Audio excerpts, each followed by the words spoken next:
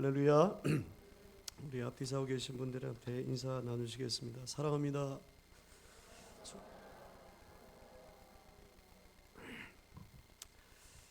예, 6월의 오늘 첫 주입니다. 나오셨던 모든 분들에게 이 시간 축복하고 사랑합니다. 지난 한 주 동안에 저희 사모가 저한테 뭐 이렇게 자주 했던 말이 뭐냐면, 아이고 이제 살만한 모양이네요. 이 말은 아니에요. 제가 아이스 아메리카노를 좋아하거든요. 그래서 저의 소소한 낙은 하루에 밥을 먹고 점심 때 이 아이스 아메리카노 한 잔 딱 먹으면 참 좋아요. 운동하고 난 다음에. 그건 한 달 가량을 이렇게 그 소소한 취미를 낙을 못 하고 목을 아파가지고 계속 기침을 하니까 힘들었어요. 주일날 되어지면 나아야 되는데 이게 계속적으로 안 낫고, 이게 은근히 여러분 스트레스가 토요일날까지 되면요, 지난주까지도 은근히 강하게 왔었어요. 말을 해야 되는데 말이 못하니까 전화도 못하고, 그래서 설교가 되면은 뭐 부목사님이 있으면 부목사님이라도 좀 시키면 되는데 이게 안 되니까, 그래서 막 주일날 아침까지 막 기도하고 이렇게 올라오고 그렇게 했어요. 그러다가 지난주부터는 조금 나아져서 아이스 아메리카노를 먹었거든요. 그래서 지난주에는 아이고 이제 좀 살만한 모양이네요. 예, 지금 같아서는 이런 정말로 살만해요. 아직도 목소리가 조금 걸걸하지만 지금 같아서는 정말 하늘은 날 것 같은 살만한 기분이에요. 여러분, 제가 이걸 또 통해서 깨닫는 거는, 요거 하나 아파도 이렇게 죽을똥살똥 막 스트레스가 심하고 또 한 달 가까이 되니까 막 우울증 비슷하게 막 기도해도 안 낫는 것 같고 막 그런 마음이 좀 있더라고요. 그래서 아이고 이것도 이런데 병중에 오래 계신 분들은 어떻게 할까 뭐 그런 생각도 들고, 참 살만하다라고 하는 게 특별한 게 아니구나 뭐 그런 생각을 좀 많이 하게 되었어요. 예, 여러분 지금 살만해요.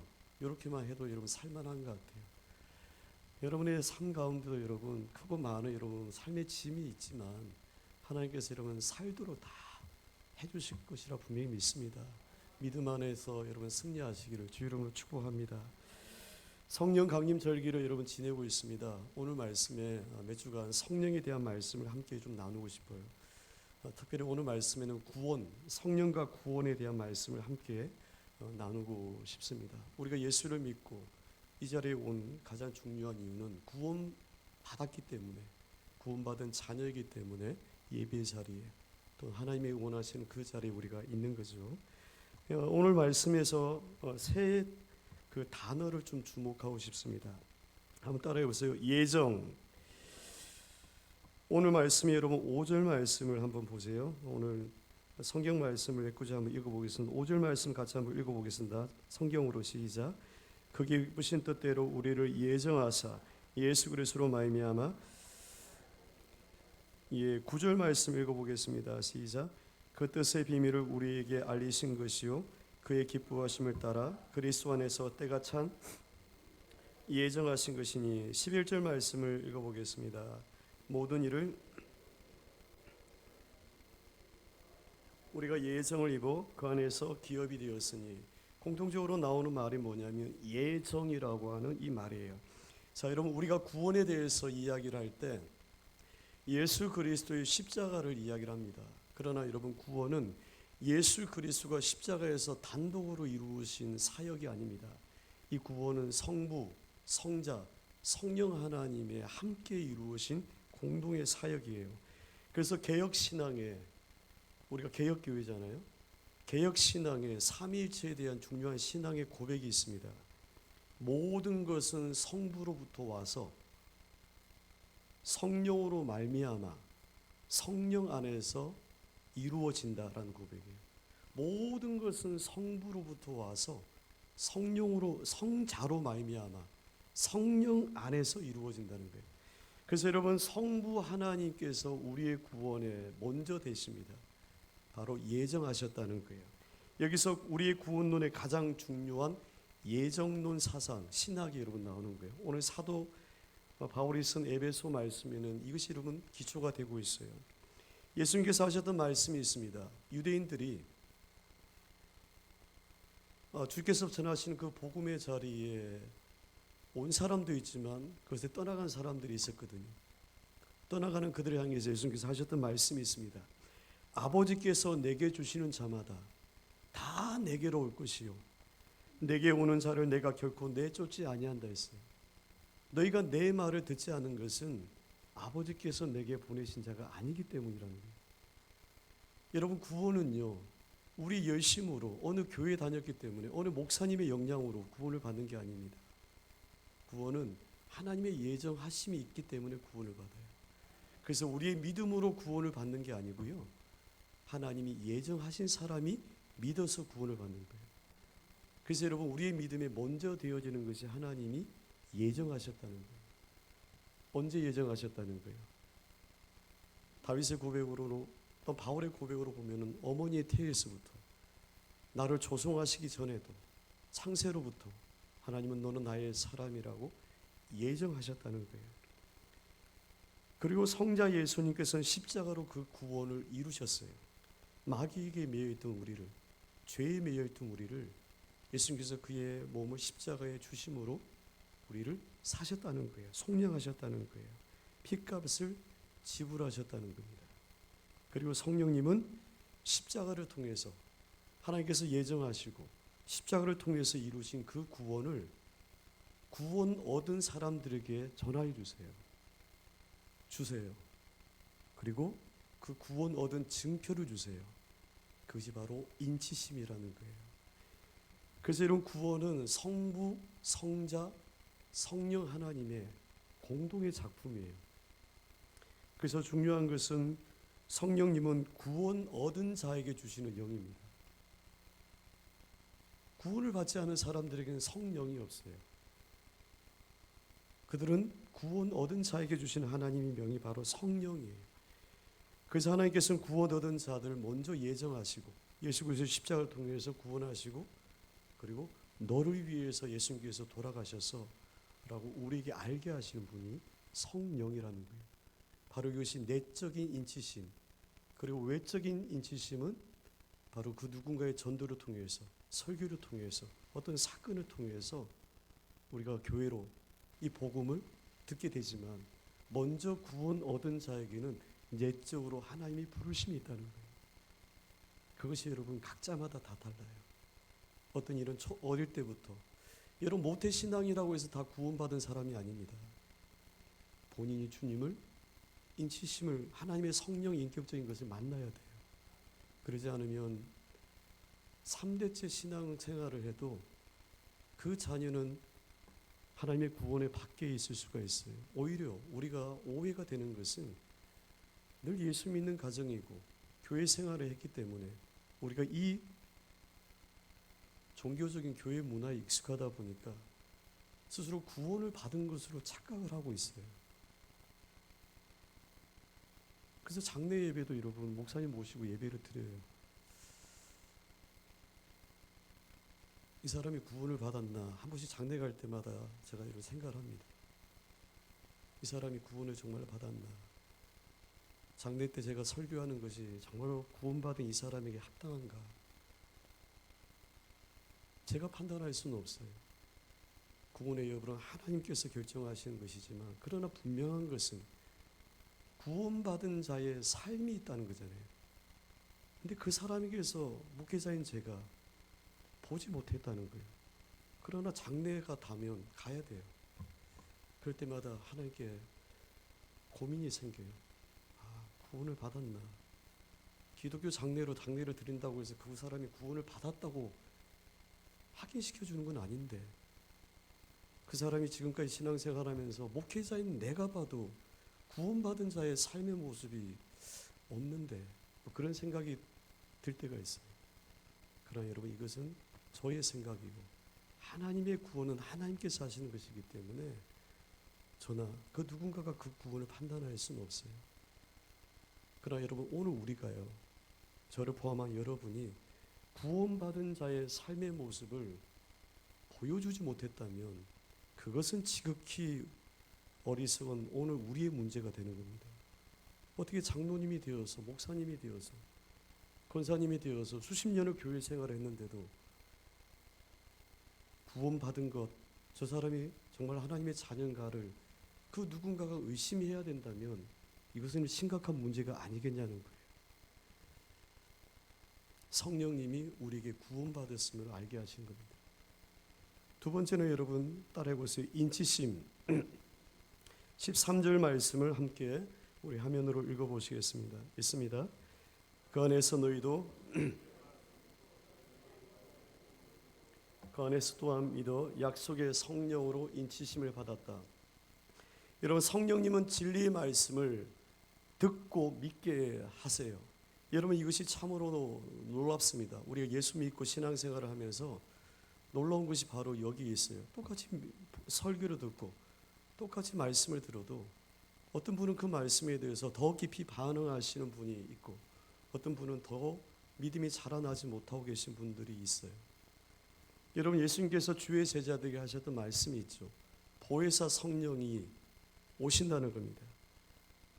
그가 오시면 그가 너희에게 모든 것을 가르치시고 너희에게 모든 것을 생각나게 하신다는 거예요. 뭘 가르친다는 거예요? 뭘 생각나게 하신다는 거예요? 예수님께서 그들에게 가르치셨던 것들, 말씀하셨던 것들을 다시 기억나여 생각나게 하신다는 거예요. 그래서 여러분, 성령님은 주의 말씀을 가르치시는 영이에요.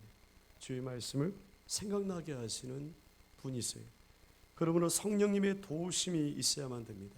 우리가 말씀을 듣고 말씀을 읽을 때, 기도할 때도 그렇죠. 성령 하나님의 도우심이 있어야만 돼요. 성령님의 깊은 진리의 깨달음이 없으면 우리는 결코 하나님의 말씀을 그 속에서 하나님의 그 계시의 뜻을 우리가 알 수가 없어요. 또한 들은 바 그 말씀이 믿어지게 하시는 분이 바로 성령입니다. 복음을 듣고 그 안에서 믿어라고 되어 있어요. 다 들어도 그것이 여러분 믿음으로 역사하지 않는다는 겁니다. 어떤 분은 그것이 들린 바 말씀이 책망이 자신을 거꾸로 틀리게 하는 하나님의 음성으로 들려서 지금까지의 죄를 단절하고 그날로부터 회개하여 하나님께 돌아서는 이들이 있어요. 근데 그 말씀이 어떤 이에게는 또 마음의 갈고리가 되어서 또 불평과 불만이 일어나고 트집을 잡고 문제가 일으키게 되는 요소로 받아들이는 사람들이 있어요. 성령 하나님 안에서 베드로의 설교가요, 3,000명과 5,000명의 전도가 일어나는 역사가 일어나게 했습니다. 근데 이런 그 베드로의 설교를 듣고 많은 이들이 가슴을 치면서 어찌해야 되냐, 내가 어떻게 해야 구원을 받을 수가 있느냐고 물어봤어요. 베드로는 예수를 믿으라, 죄 사함을 얻으라라고 얘기했어요. 그러나 똑같은 성령의 충만함을 받았던 스데반 집사의 설교를 들었던 이들은 이를 갈면서 돌을 들어 스데반 집사를 죽였어요. 성령의 문제가 아닌 겁니다. 그것을 전하는 자의 문제가 아닌 거예요. 성령님은 말씀을 듣고 믿게 하시는 분이세요. 여러분, 세상의 철학과 지식으로 대단한 존경을 받는 사람이라 할지라도, 여러분이 세상에 그 어떤 학위를 가지고 있다 할지라도요, 우리가 성령 하나님에게 순종하여 그 말씀 앞에 도움을 구하지 않으면 말씀의 1점이라도 그 깊은 진리에 이르지 못합니다. 알고는 있습니다. 들은 것이 많기 때문에 알고는 있습니다. 그러나 알고 있다고 하는 것이 우리 삶 가운데 하나님의 역사가 이루어지는 것 결코 그러지 않습니다. 역사는 하나님께 순종하는 자에게 일어나지, 알고 있다고 해서 그것이 역사가 이루어지지 않습니다. 알고 있는데도 기도하지 않잖아요. 문제 있어도. 알고 있는데도 회개하지 않지 않습니까? 알고 있는데도 우리가 하나님 앞에 엎드려 나오지 않는다는 거예요. 다 말씀 안에, 성령 하나님 앞에 순종되어진 주의 사람들이 그래요. 그러나 그가 어린아이라도 그 안에 성령이 계시면 그 말씀이 믿어지고 역사하는 은혜가 일어나게 되어지죠. 오늘 말씀을 보니까요, 여러분, 성령님은 인치신다라고 되어 있습니다. 사도 바울이 성령에 대해서 여러 가지 많은 표현들을 할 수가 있었을 거예요. 근데 사도 바울이 우리 안에 계신 성령님에 대한 구체적인 관계를 어떤 단어로 표현을 했는데 그 단어를 약속의 성령으로 인치심을 받았다는 거예요. 인치심. 인이라고 하는 말이 이런 도장이라는 얘기입니다. 도장을 찍었다는 거예요. 도장을 찍었다는 거예요. 서명은 뭐죠? 사인하는 거죠. 날일은 뭐죠? 도장을 찍는 거죠. 약속의 성령으로 우리가 뭐 했다는 얘기예요? 하나님의 도장이 찍혀져 있다는 거예요. 우리가 성령의 도장을 받았다는 거예요. 그래서 여러분, 사단 마귀가 주의 성도를 두려워하는 이유가 여기 있어요. 하나님은 하나님의 자녀에게 이 사람은 내 자녀라고 하는 것을 확인하는 도장이 찍혀 있다는 거예요. 바로 성령의 도장이 찍혀 있다는 거예요. 그래서 사단 마귀가 우리를 두려워하는 게 아니라 우리에게 찍혀져 있는 도장이 있기 때문에 마귀가 주의 성도들을 함부로 하지 못한다는 거예요. 여러분, 우리가 도장을 찍는다고 할 때는 의미가 뭐죠? 도장을 찍는다고 하는 것, 서양에서는 사인 문화지만 동양권에서는 아직도 이런 도장 문화거든요.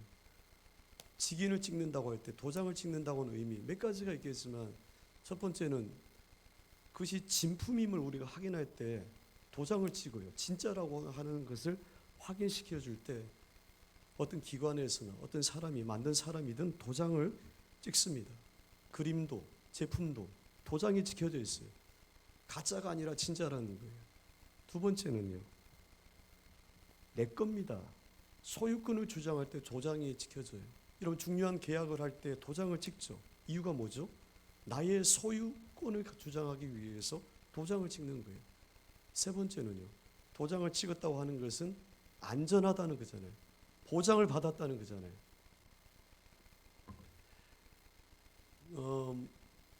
위에 천장에 보시면 여러분, 필름지에 여러분 하얀색 뭐 하나가 찍혀져 있어요. 보니까 저는 예전에 이게 뭔가 싶어가지고 떼려고 했더니만 방염 결과 확인 표시래요. 저게 하얀색 뭐 스티커 같은 게. 저 띄면 안 된대요. 그래서 지난번에 소방하시는 분이 오셔가지고 교회에 소방시설 되어 있는지를 확인하면서 저걸 확인하셨어요. 제가 사실은 교회 리모델링 하면서 올라가서 몇 개 뗐거든요. 지저분하니까 저걸 왜 걷어뒀나 싶어서 저기 하얀색 몇 개가 붙여져 있는 게 방염 확인되어진 안전한 거다, 이게 표시라는 거예요.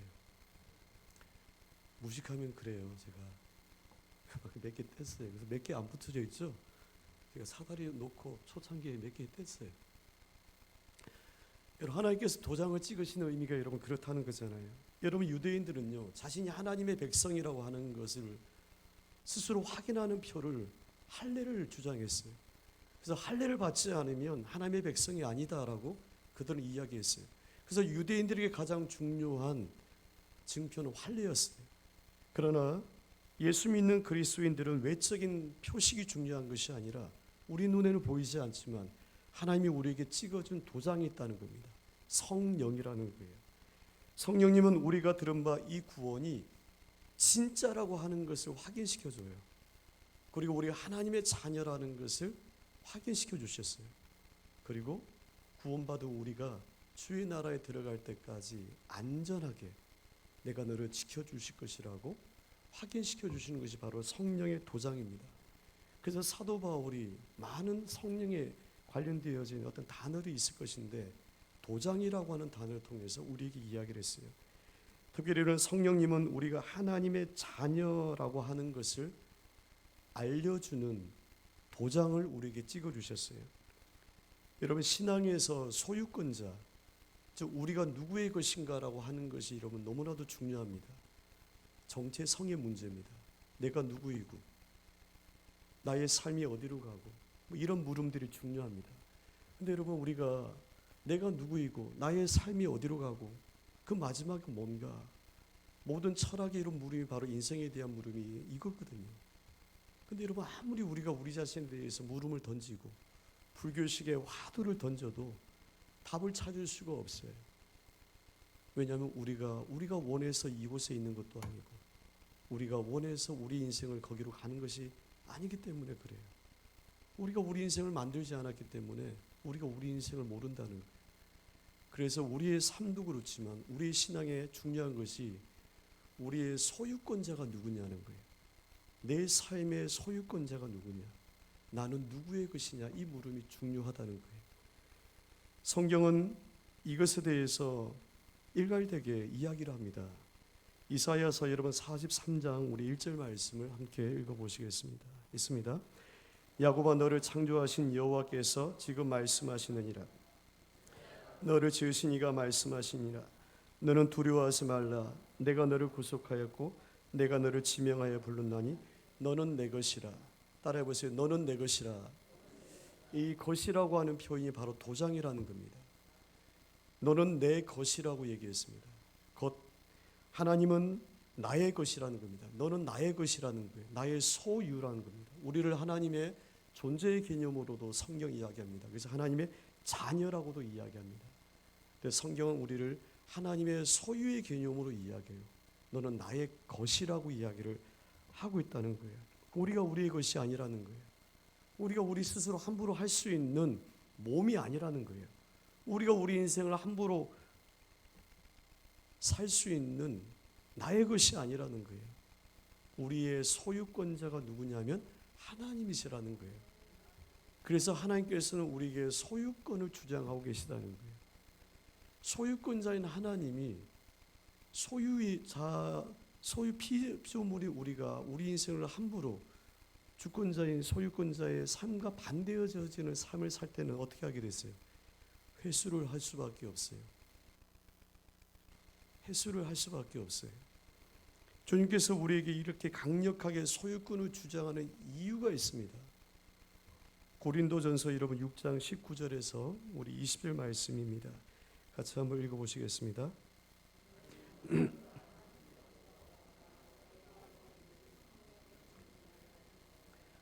너희는 너희 것이 아니라 값으로 산 것이 되었으니 그런즉 너희 몸으로 하나님께 영광을 돌리라 했어요. 너희는 너희 것이 아니라는 거예요. 너희는 너희 것, 너희 소유가 아니라는 겁니다. 내가 나의 소유가 아니고 자식이 나의 소유가 아니고 내가 가지고 있는 모든 것이 나의 소유가 아니라는 거예요. 너희는 너희 것이 아니고 값으로 샀다라고 표현을 하고 있어요. 여러분 우리가 성경의 언어를 보실 때 사도 바울이 또한 성경을 기록했던 이들이 왜 이 단어를 썼을까라고 하는 것을 주목하셔야만 됩니다. 이것이 단순히 기독교적인 종교적인 용어로만 사용되었을 수도 있어요. 그러나 이런 것이 일반적인 용어로도 사용되어진 이 단어가 성경에 들어와 있는 이들이 있다는 거예요. 특별히 이런 값이라고 하는 것은 종교적인 용어가 아닙니다. 우리 일반적으로 사용하고 있는 단어입니다. 시장에서도 값을 지불하고 뭘 사요. 마트에도 가도 돈이 있어야 돼요. 값을 지불하지 않으면 도둑이죠.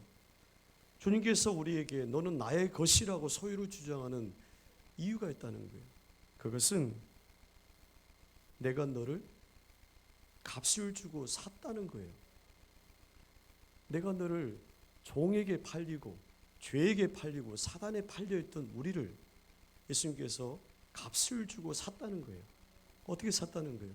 바로 예수 그리스도의 핏값으로 내가 너를 샀다는 거예요. 예수 그리스도께서 2000년 전에 이런 십자가에 달려 돌아가실 때 그것은 단순히 기독교가 믿고 있는 신의 죽음이 아닙니다. 이런 모든 것은 다 법적인 겁니다. 법으로 이야기하자라고 우리가 싸움 날 때 얘기하잖아요. 법대로 하자라고 얘기합니다. 하나님의 구원도요, 법대로 하는 겁니다. 왜 그의 아들을 죽이시면서까지 그렇게 구원하셔야 되나요? 하나님의 법에는 피 흘림이 없으면 죄 사함이 없다는 것이 하나님의 법이에요. 그래서 구약에는 하나님의 그 법대로 동물의 피를 바쳐서 죄인이 구원을 받았어요. 그러나 이제는 흠없고 어린 양 같은 어린 양 예수 그리스도의 보배의 피를 값을 지불하셔서 우리를 샀다는 거잖아요. 그래서 여러분 우리가 구원을 받았다고 할 때 오늘 에베소 1장 말씀에서도 7절에 보니까 너희가 그의 피로 말미암아 속량 곧 제사함을 받았다는 거예요. 속량이라고 하는 말이 뭐죠?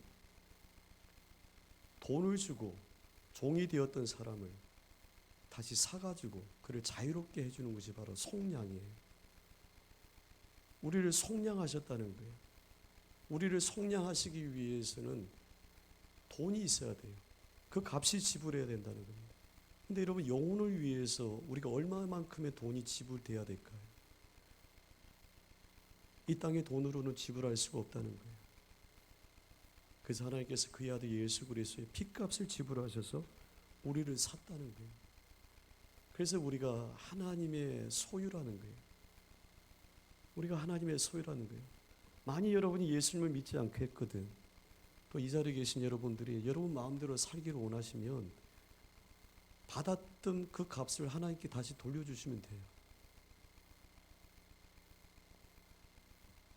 어떻게 돌려줘야 될까? 뭘 해야 여러분이 받은 바 그 핏값의 값을 여러분 돌려줄 수가 있겠어요? 없죠. 여러분, 우리는 죽을 때까지 하나님의 소유입니다.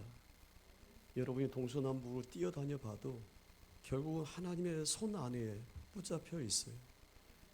내 자녀가 잘못된 길로 가면요, 소유권자인 하나님은 여러분이 건강이 너무 좋아서 함부로 살면 건강을 해소할 겁니다. 물질이 너무 잘 벌어가지고 주의 나를 섬기지 못하고 주님의 것을 주님의 것으로 구별하지 못하면 여러분의 물질을 회수할 겁니다. 자녀 자랑을 날마다 입에 달고 사시면요, 여러분의 자녀인 자랑인 그 자녀를 잠시 동안 어긋나기도 하실 수가 있을 거예요. 하나님은 회수하실 수 있는 분입니다. 왜요? 소유권자이기 때문에 우리의 것을 하나님께서는 마음대로 하실 수가 있다는 거죠. 우리가 욥기를 통해서 그것을 보게 되어져요. 그러나 하나님께서 욥의 자녀를, 재산을 다치셨어도 욥의 생명을 건드리지 말게 하신 것은 오늘 저와 여러분도 마찬가지입니다. 그래서 여러분, 고난 가운데 성도는 어렵다, 괴롭다, 힘들다고만 얘기하지 마시고 감정적으로 이러면 그것이 그러겠죠. 그러나 이런 그 속에서 하나님이 주시는 음성을 들어야 돼요. 이 어려움 속에서 주님, 저에게 제가 어떻게 하기를 원합니까? 주님, 이 고난 속에서 조금 제가 깨달아야 될 것이 뭐가 있나요? 라고 하는 것을 물으면서 소유권자인 하나님 앞에, 하나님, 오늘 제가 어떻게 살기를 원합니까? 라고 물으셔야 돼요.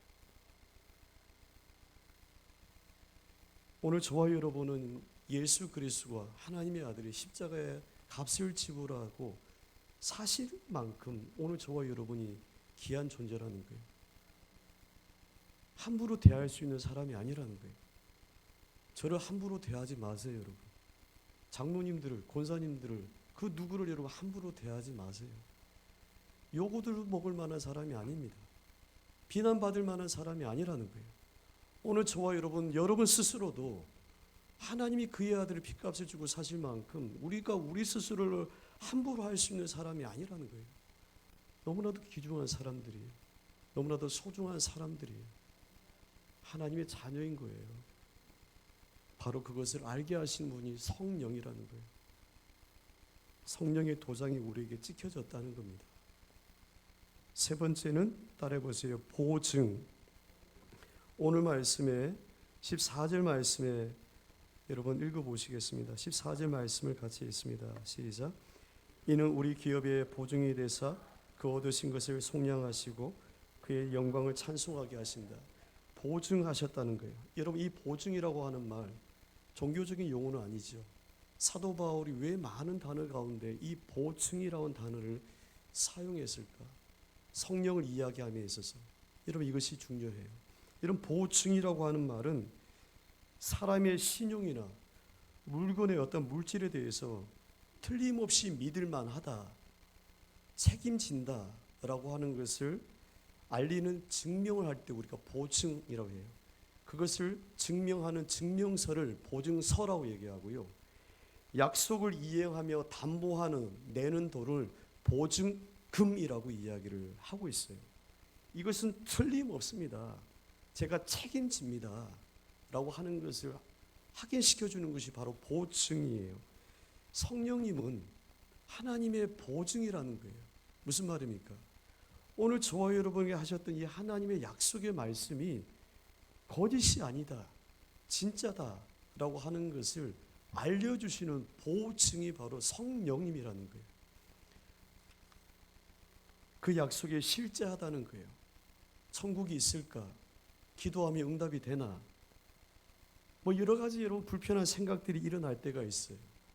그 약속이 진짜다 너가 믿고 있는 믿음이 진짜다라고 하는 것을 알려주시는 분이 성령이라는 거예요. 그래서 우리가 성령의 말씀 안에서 기도하고 말씀을 읽어야 되는 이유가 여기에 있죠. 성령의 보증하심에 대해서 여러분 고린도후서 말씀에 사도 바울이 우리에게 참 잘 말씀을 표현하고 있어요. 고린도후서 여러분 5장 1절에서 5절까지 말씀입니다. 좀 긴 말씀이지만 한번 여러분 천천히 읽어봅니다. 읽겠습니다. 만일 땅에 있는 우리의 장막집이 무너지면 하나님께서 지으신 집 곧 손으로 지은 것이 아니요 하늘에 있는 영원한 집이 우리에게 있는 줄 아느니라. 참으로 우리가 여기서 탄식하며 하늘로부터 오는 우리의 처소를 덧입기를 간절히 사모하노라. 이렇게 입으면 우리가 벗은 자들로 발견되지 아니하려 함이라. 이 장막에 사는 우리가 잠진 것 같이 잠직할 것은 벗고자 함이 아니요 어디고 덧입고자 함이니 죽을 것이 생명에 삼킨 바 되게 하려 함이라. 곧 이것을 우리에게 이루게 하시고 보증으로 성령을 우리에게 주신 이는 하나님이시다. 보증으로 성령을 주셨다는 겁니다. 이 말씀은 저도 이런 장례식장 자리에서 여러분에게 많이 함께 나누었던 말씀이기도 합니다. 꼭 장례의 자리가 아니라 우리 믿음의 소망에 대한 이야기입니다.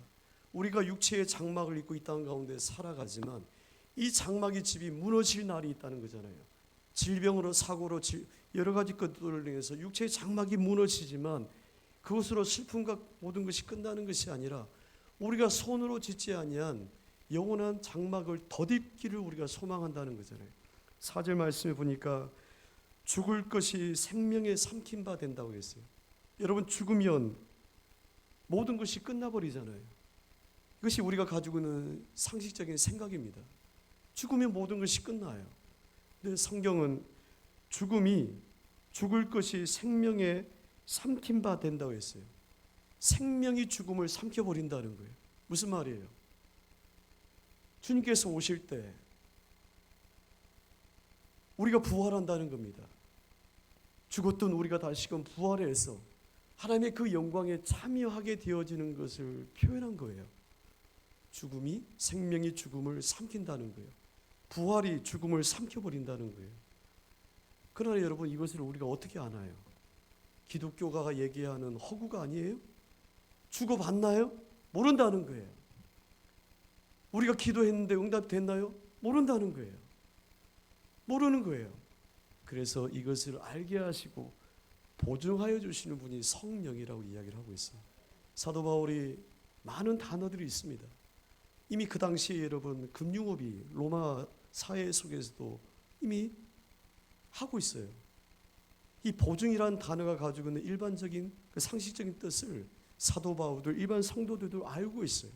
그래서 이 단어를 성령과 우리의 관계를 이야기하면서 쓴 거예요. 성령은 우리 모든 약속의 말씀이 진짜라고 하는 것을 하나님이 확인시켜 주시는 것이다 라고 이야기를 하고 있어요. 여러분 만약 그렇다면 오늘 우리의 기도는 여러분 달라질 수밖에 없어요. 이루어지는지 한번 믿고 기도하는 게 아닙니다. 이루어진 줄로 믿고 기도해야 돼요.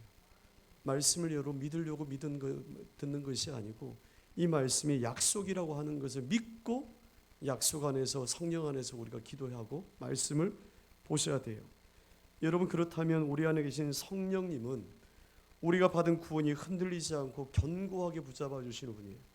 특별히 이 세상 속에서 하나님의 자녀라고 하는 것을 도장찍어 확인시켜 주세요. 그리고 우리의 기도, 우리의 소망, 이 모든 것들이 정말로 진짜라고 하는 것을 알려주시는 분이 바로 성령이라는 거예요. 우리가 한평생을 불안한 마음에 기도하거나 그냥 어쩔 수 없는 신앙생활을 하는 것이 아니고 그래서 성령이 확신할수록 충만할수록 우리에게는 믿는 이 모든 것이 더욱더 뚜렷해지고 확신되어지게 됩니다. 그래서 두려움 없는 믿음 생활을 하게 되는 거죠. 사랑하는 성도 여러분, 우리가 원하는 어떤 기도의 제목이 이루어지고 모든 일이 잘 되어지기 위해서 성령 충만을 이야기하는 게 아닙니다. 하나님의 그 약속, 주님의 그 뜻이 이미 절여져 있어요. 성경을 통해서 이것이 내가 너에게 준 것이다 라고 하는 것을 알려주시는 분이 바로 성령입니다. 성령님을 여러분 사모하시기를 바랍니다.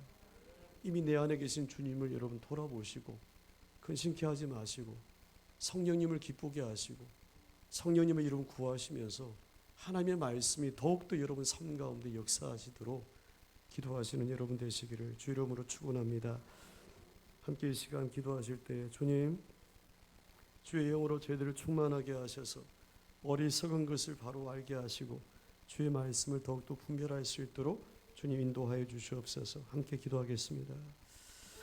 하나님, 저희들이 하나님 많은 날들을 하나님 기도하고 하나님의 하나님 약속을 의지하며 하나님 이 땅을 또한 살아가지만 매 순간마다 또한 흔들리며 불안한 신앙생활을 할 때가 너무나도 많습니다. 의심이 짙어지면 하나님 그것이 또한 불안이 되어지고 그것이 또한 하나님 거짓된 확신이 일어나면 우리가 하나님 거짓된 신앙생활을 하게 됩니다. 성령님 이 시간 오셔서 우리의 무지함을 이렇게 데려주시고 거룩한 주의 성령 이 시간 충만하게 하나님 임재하여 주시옵소서. 믿습니다. 하나님 이 시간 주의 성령님을 구합니다. 저희들의 어리석은 마음에 임재하셔서 하늘의 그 밝은 빛을 보여주시고 이 땅에서 하나님의 자녀의 삶을 하나님 살아가도록 인도하여 주옵소서. 저희들이 무지하여 어리석어서 말씀의 빛 안에 들어오지 못하고 성령님을 의심하며 그 말씀의 약속을 굳게 하나님 믿지 못할 때에 의심이 불안이 되어지고 그것이 더 짙은 어둠이 되어서 결국은 불신의 늪에 빠져서 하나님의 은혜 안에 신앙생활을 하지 못할 때가 많습니다. 기도의 힘이 없고 믿음이 하나님 담대함이 없습니다. 오늘 저희들에게 오셔서 말씀을 더 깊이 하나님 알려주시고 깨닫게 하셔서 내가 너와 함께 있다고 하는 이 분명한 사실을 하나님 믿음으로 고백하게 하여 주시옵소서. 주의 성령이 사모하는 주의 모든 자녀들에게 오늘도 충만하게 임하실 것을 믿고 모든 말씀 예수 그리스도 이름으로 기도합니다. 아멘.